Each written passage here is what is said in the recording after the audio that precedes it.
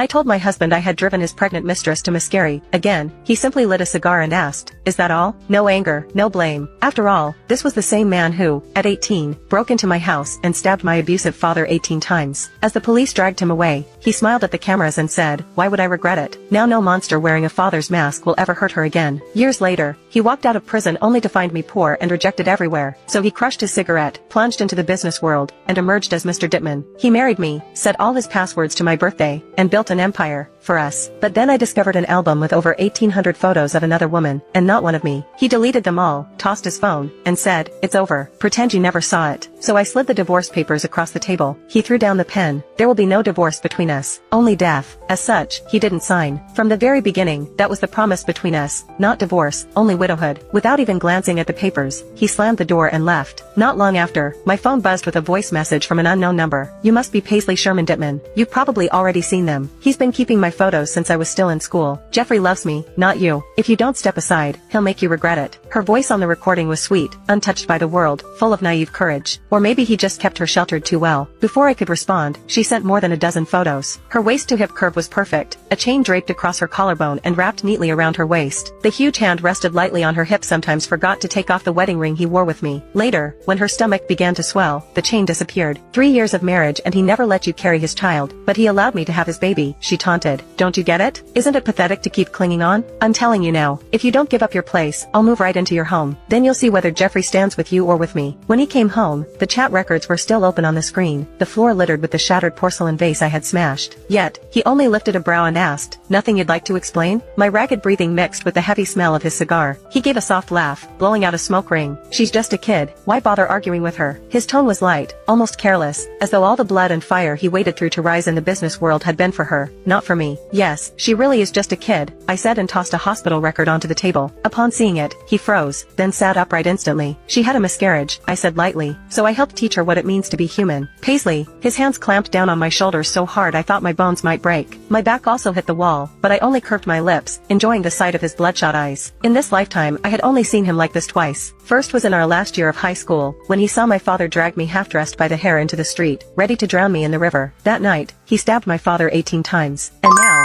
because this girl had lost his child, his grip tightened as he demanded an answer for my cruelty. "How rare," I whispered with a smile, "to finally see Mr. Dittman lose his composure." I laughed without a hint of remorse. "You're a woman yourself. How could you do something like that to her?" he shouted. "You said it yourself. There will be no divorce going on between us, only widowhood." I leaned in close and continued, "So, Mr. Dittman, if you won't kill me, then I'll have to kill the two of you." Just then, blood dripped onto the floor, and only then did he notice the cut on my hand.